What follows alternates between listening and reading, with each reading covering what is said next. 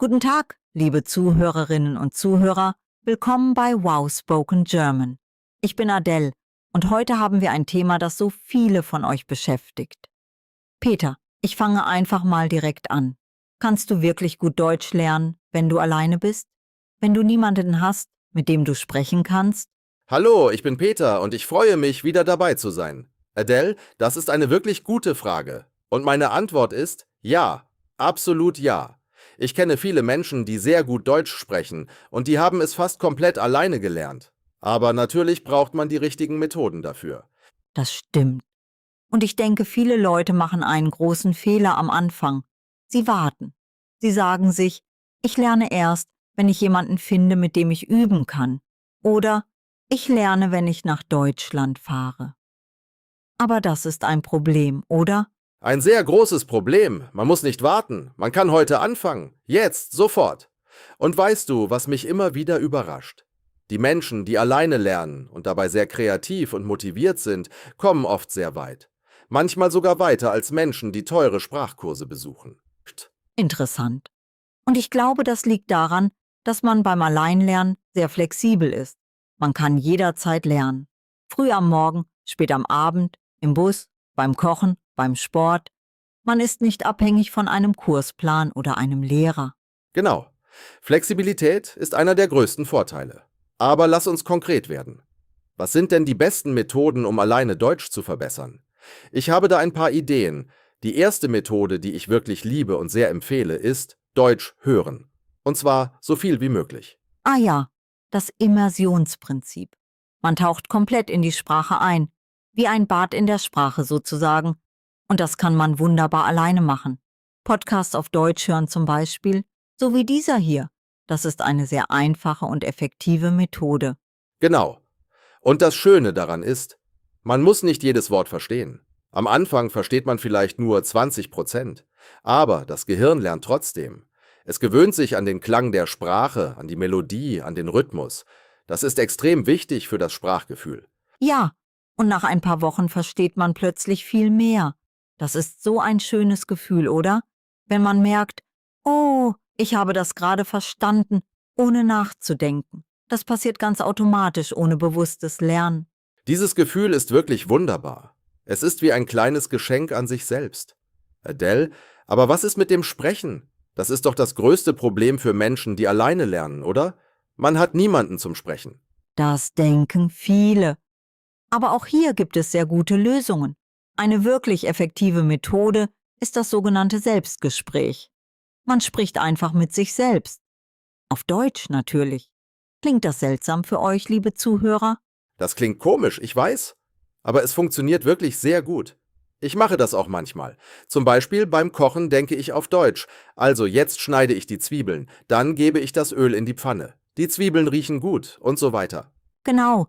Und man kann auch bestimmte Situationen aktiv üben. Stell dir vor, du bist in einem deutschen Restaurant. Was sagst du? Wie bestellst du? Wie fragst du nach der Rechnung? Du kannst das alles alleine üben, in deinem Zimmer, vor dem Spiegel. Vor dem Spiegel üben ist wirklich eine unterschätzte Methode. Man sieht sich selbst, man achtet auf seinen Gesichtsausdruck, auf seine Mundbewegungen. Das ist fast wie ein echter Gesprächspartner. Man fühlt sich weniger allein dabei. Und heutzutage gibt es noch eine weitere moderne Option, künstliche Intelligenz. Man kann mit KI-Programmen auf Deutsch schreiben und sprechen. Das ist wie ein Gesprächspartner, der immer Zeit hat, der nie ungeduldig wird und der einem hilft, Fehler zu korrigieren. Diese Technologie ist wirklich fantastisch für Sprachlernende. Absolut fantastisch.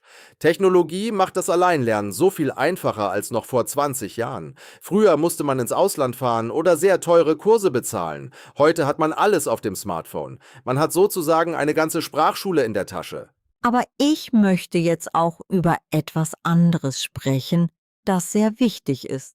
Das Lesen. Lesen ist eine der besten Methoden, um Vokabular zu erweitern und ein echtes Gefühl für die Sprache zu entwickeln. Und man kann es komplett alleine machen. Absolut. Und man muss nicht mit schwierigen Büchern anfangen. Es gibt viele Bücher und Texte speziell für Deutschlernende. Einfache Geschichten, kurze Artikel, Kinderbücher. Ja, Kinderbücher. Die sind nicht nur für Kinder, das sage ich euch.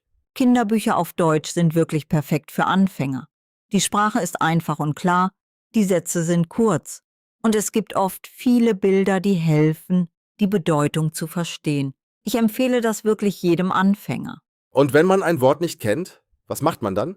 Sofort im Wörterbuch nachschauen? Oder einfach weiterlesen und es ignorieren? Gute Frage. Ich empfehle, erst versuchen, die Bedeutung aus dem Kontext zu verstehen. Das ist eine sehr wichtige Fähigkeit. Wenn man wirklich nicht versteht, dann nachschauen. Aber nicht nach jedem einzelnen unbekannten Wort. Das unterbricht den Lesefluss zu sehr und macht das Lesen langweilig. Das stimmt sehr. Manchmal versteht man ein Wort aus dem Zusammenhang, auch ohne Wörterbuch. Und das Gehirn merkt sich diese Wörter besser, weil man sie im Kontext gelernt hat. Nicht isoliert, sondern in einem echten Satz. Genau. Kontext ist wirklich der Schlüssel. Das ist auch der Grund, warum Vokabellisten alleine nicht so effektiv sind. Man lernt 100 Wörter auswendig, aber wenn man sie nicht im Kontext hört oder liest oder verwendet, vergisst man sie sehr schnell wieder. Das ist ein wirklich wichtiger Punkt. Vokabeln lernen ist gut, aber man muss die Wörter auch aktiv benutzen. Und zwar in echten Sätzen, in echten Situationen. Sonst wandern sie ins Vergessen. Adele, hast du noch weitere Tipps für unsere Zuhörerinnen und Zuhörer? Ja, ein weiterer sehr wichtiger Tipp ist, Deutsch vollständig in den Alltag integrieren. Das bedeutet, man ändert die Sprache auf seinem Handy auf Deutsch. Man liest deutsche Nachrichten beim Frühstück. Man schaut deutsche YouTube-Videos oder Serien am Abend. Oh ja, Serien auf Deutsch sind wunderbar. Besonders wenn man mit deutschen Untertiteln schaut. Dann hört man die Sprache und sieht gleichzeitig, wie die Wörter geschrieben werden. Man verbindet also das Hören mit dem Lesen. Das ist doppelt effektiv. Und man lernt dabei auch viele umgangssprachliche Ausdrücke und Redewendungen, die man in Lehrbüchern oft nicht findet. Die echte alltägliche Sprache, die Menschen wirklich sprechen, wenn sie mit Freunden zusammen sind. Das ist so wichtig. Die Sprache in Lehrbüchern klingt manchmal sehr formal und ein bisschen künstlich. Echte Deutsche sprechen ein bisschen anders. Kürzer, direkter, mit mehr Umgangssprache, mit Abkürzungen und so weiter. Genau. Und dafür sind Serien, Filme und natürlich Podcasts wie dieser hier perfekt. Man hört, wie echte Menschen miteinander sprechen. Man hört die Betonung, die Emotionen, die Pausen und die kleinen Füllwörter wie eben halt, doch, na ja und so weiter. Diese kleinen Füllwörter, sie sind so typisch für das Deutsche. Wenn man sie richtig und natürlich benutzt, klingt man sofort viel natürlicher. Ich liebe zum Beispiel das Wort doch. Es hat so viele verschiedene Bedeutungen und Verwendungen. Ja, doch ist wirklich ein faszinierendes Wort. Aber das ist ein eigenes Thema für eine andere Episode. Ich möchte jetzt noch über Schreiben sprechen. Schreiben ist ebenfalls eine sehr effektive Methode, die man alleine nutzen kann. Oh ja, Schreiben ist so hilfreich. Man kann ein Tagebuch auf Deutsch führen, jeden Tag ein paar Sätze schreiben, was man gemacht hat, wie man sich gefühlt hat, was man gegessen hat, ganz einfache Dinge. Das Tagebuch auf Deutsch ist eine fantastische Übung. Man denkt aktiv auf Deutsch, man sucht nach Wörtern, man konstruiert Sätze und man sieht mit der Zeit, wie man besser wird. Das alte Tagebuch lesen und mit dem neuen vergleichen, das ist sehr motivierend. Und man muss sich keine Gedanken machen, ob jemand die Fehler sieht. Es ist das eigene Tagebuch. Das nimmt den Druck weg und man schreibt freier und ehrlicher. Genau, kein Druck, keine Angst vor Beurteilung. Das fördert die Kreativität enorm. Und Kreativität ist beim Sprachenlernen so wichtig. Man muss experimentieren, ausprobieren, neue Dinge wagen. Lass uns auch über Musik sprechen. Deutsche Musik hören und dabei die Texte mitlesen. Das ist eine tolle Methode, die viele unterschätzen. Musik bleibt im Kopf. Man singt automatisch mit und plötzlich hat man neue Wörter gelernt, ohne es zu merken. Wunderbar. Musik und Sprache sind eng verbunden. Das Gehirn verbindet Wörter mit Melodien und das macht das Merken viel einfacher. Ich erinnere mich an viele Wörter, die ich durch Lieder gelernt habe. Das vergisst man nicht so schnell. Und es macht auch einfach Spaß. Das ist ein weiterer wichtiger Punkt. Lernen muss Spaß machen. Wenn man etwas wählt, das man wirklich mag, ob Musik, Serien oder Bücher, dann lernt man automatisch und ohne Anstrengung. Das ist der Schlüssel zu nachhaltigem Lernen. Wenn es sich wie Arbeit anfühlt, wird man früher oder später aufgeben. Aber wenn es Freude macht, macht man weiter. Man sucht sogar aktiv nach mehr Deutsch. Gut gesagt. Und ich möchte noch einen letzten wichtigen Punkt ansprechen. Geduld und Kontinuität. Das ist vielleicht das Allerwichtigste beim Alleinlernen. Absolut. Jeden Tag ein bisschen ist so viel besser als einmal in der Woche sehr viel. Das Gehirn braucht regelmäßige Wiederholung und Kontakt mit der Sprache. Wenn man jeden Tag nur 20 Minuten Deutsch lernt, ist das nach einem Jahr eine enorme Menge an Lernzeit. 20 Minuten täglich, ein Jahr lang, das sind über 100 Stunden Deutsch lernen. Das ist wirklich beeindruckend, wenn man es so ausrechnet. Kleine tägliche Gewohnheiten führen zu großen Ergebnissen. Und man muss auch akzeptieren, dass man Fehler macht. Fehler sind normal. Fehler sind sogar gut. Sie zeigen, dass man aktiv lernt und sich traut, die Sprache zu benutzen. Man sollte niemals Angst vor Fehlern haben. Das ist so wahr. Ich habe selbst andere Sprachen gelernt und ich habe dabei so viele Fehler gemacht. Aber jeder Fehler hat mich etwas Neues gelehrt. Fehler sind wirklich unsere besten Lehrer. Schön gesagt, Peter. Also, liebe Zuhörerinnen und Zuhörer, lasst uns kurz zusammenfassen. Deutsch alleine lernen ist absolut möglich. Man braucht regelmäßiges Hören, Selbstgespräche, Lesen, Schreiben, Musik und Technologie. Und vor allem braucht man Geduld und Freude am Lernen. Und vergiss nicht, integriere Deutsch in deinen Alltag. Ändere dein Handy auf Deutsch, schau deutsche Serien mit deutschen Untertiteln, lies einfache Texte jeden Tag.